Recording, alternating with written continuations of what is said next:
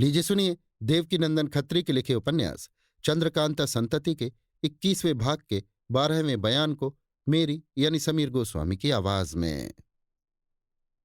यद्यपि भूतनाथ को तरद्दुदों से छुट्टी मिल चुकी थी, यद्यपि उसका कसूर माफ हो चुका था और वो महाराज के खास अय्यारों में मिला लिया गया था, मगर इस जगह उस आदमी को जिसने नकाबपोशों के मकान में तस्वीर पेश की और साथ उस पर दावा करना चाहा था, देखकर उसकी अवस्था फिर बिगड़ गई और साथ ही इसके अपनी स्त्री को भी वहां काम करते हुए देखकर उसे क्रोध चढ़ाया।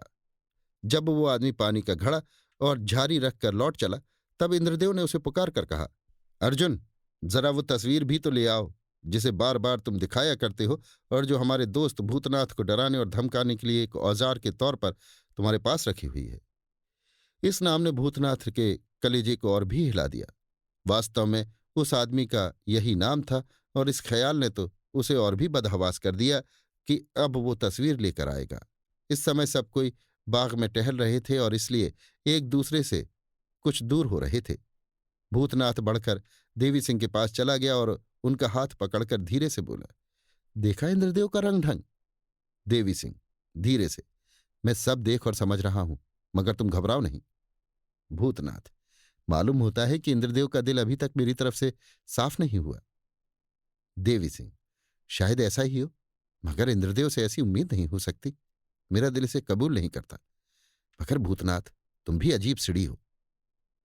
भूतनाथ, सो क्यों? देवी सिंह, यही कि नकाबपोश का पीछा करके तुमने कैसे कैसे तमाशे देखे और तुम्हें विश्वास भी हो गया कि नकाबपोशों से तुम्हारा कोई भेद छिपा नहीं। फिर अंत में यह भी मालूम हो गया कि उन नकाबपोशों के सरदार कुंवर इंद्रजीत सिंह और आनंद सिंह थे। फिर इन दोनों से भी अब कोई बात छिपी नहीं रही। भूतनाथ, बेशक ऐसा ही है। देवी सिंह, तो फिर अब क्यों तुम्हारा दम बेकार ही घुटा जाता है? अब तुम्हें किसका डर रह गया? भूतनाथ, कहते तो ठीक हो। खैर, कोई चिंता नहीं, जो कुछ होगा सो देखा जाएगा। देवी सिंह, बल्कि तुम्हें यह जानने की कोशिश करनी चाहिए कि दोनों कुमारों को तुम्हारे भेदों का पता कैसे लगा। ताज्जुब नहीं, अब वे सब बातें खुलना चाहती हूं। भूतनाथ, शायद ऐसा ही हो, मगर मेरी स्त्री के बारे में तुम क्या ख्याल करते हो? देवी सिंह, इस बारे में मेरा तुम्हारा मामला एक सा ही रहा है। अब इस विषय में मैं कुछ भी नहीं कह सकता। वो देखो, इंद्रदेव तेज सिंह के पास चला गया है और तुम्हारी स्त्री की तरफ इशारा करके कुछ कह रहा है। तेज सिंह अलग हो तो मैं उनसे कुछ पूछूं। यहाँ की छटा ने तो लोगों का दिल ऐसा लुभा लिया है कि सभी ने एक दूसरे का साथ ही छोड़ दिया। चौंक कर, लो देखो, तुम्हारा लड़का नानक भी तो आ पहुंचा। उसके हाथ में भी कोई तस्वीर मालूम पड़ती है। अर्जुन भी उसी के साथ है। भूतनाथ ताज्जुब से, आश्चर्य की बात है, नानक और अर्जुन का साथ कैसे हुआ? और नानक यहां आया ही क्यों? क्या अपनी मां के साथ आया है? क्या कपूत छोकरे ने भी मेरी तरफ से आंखें फेर ली हैं? उफ, ये तिलिस्मी जमीन तो मेरे लिए भयानक सिद्ध हो रही है। अच्छा खासा तिलिस्म मुझे दिखाई दे रहा है। जिन पर मुझे विश्वास था, जिनका मुझे भरोसा था, जो मेरी इज्जत करते थे, यहां उन्हीं को मैं अपना विपक्षी पाता हूं और कोई मुझसे बात तक करना पसंद नहीं करते। नानक और अर्जुन को भूतनाथ और देवी सिंह ताज्जुब के साथ देख रहे थे। नानक ने भी भूतनाथ को देखा, मगर दूर ही से प्रणाम करके रह गया, पास न आया और अर्जुन सिंह को सीधे लिए इंद्रदेव की तरफ चला गया, जो तेज सिंह से बातें कर रहे थे। इस समय आज्ञानुसार अर्जुन अपने हाथ में एक तस्वीर लिए हुए था और नानक के हाथ में भी एक तस्वीर थी। नानक और अर्जुन को अपने पास आते देख इंद्रदेव ने हाथ के इशारे से उन्हें दूर ही खड़े रहने के लिए कहा और उन्होंने भी ऐसा ही किया। कुछ देर तक और भी इंद्रदेव तेज सिंह के साथ बातें करता रहा। इसके बाद इशारे से अर्जुन और नानक को अपने पास बुलाया और जब वे दोनों पास आ गए तो कुछ कह सुनकर विदा किया। भूतनाथ ये सब तमाशा देखकर ताज्जुब कर रहा था। अर्जुन और नानक को विदा करने के बाद तेज सिंह को साथ लिए हुए इंद्रदेव महाराज सुरेंद्र सिंह के पास गया, जो एक सुंदर चट्टान पर खड़े खड़े ढलवां जमीन और पहाड़ी पर से नीचे की तरफ गिरते हुए सुंदर झरने की शोभा देख रहे थे और बीरेंद्र सिंह भी उन्हीं के पास खड़े थे। वहां भी कुछ देर तक इंद्रदेव ने महाराज से बातचीत की और इसके बाद चारों आदमी लौटकर बगीचे में चले आए। महाराज को बगीचे में आते देख और सब लोग भी जो इधर उधर फैले हुए तमाशा देख रहे थे, बगीचे में आकर इकट्ठे हो गए और अब मानो महाराज का ये छोटा सा दरबार बगीचे में ही लग गया।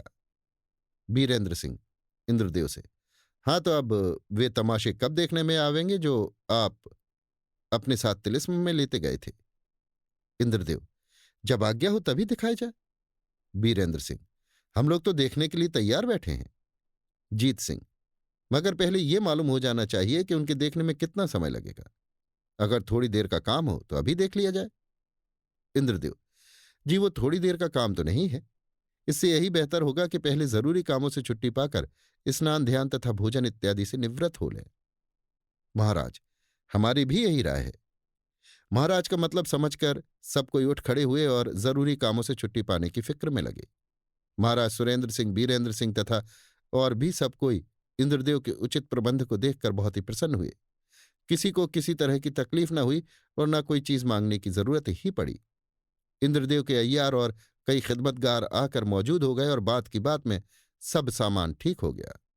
स्नान तथा संध्या पूजा इत्यादि से छुट्टी पाकर सभी ने भोजन किया और इसके बाद इंद्रदेव ने बंगले के अंदर एक बहुत बड़े और सजे हुए कमरे में सभी को बैठाया, जहां सभी के योग्य दर्जे बदर्जे बैठने का इंतजाम किया गया था। एक ऊंची गद्दी पर महाराज सुरेंद्र सिंह और उनके दाईं तरफ बीरेंद्र सिंह, गोपाल सिंह, तेज सिंह, देवी सिंह, पंडित बद्रीनाथ, रामनारायण, पन्नालाल तथा भूतनाथ वगैरह बैठे। कुछ देर तक इधर उधर की बातचीत होती रही।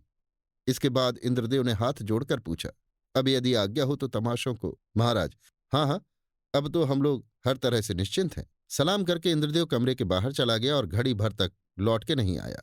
इसके बाद जब आया तो चुपचाप अपने स्थान पर आकर बैठ गया।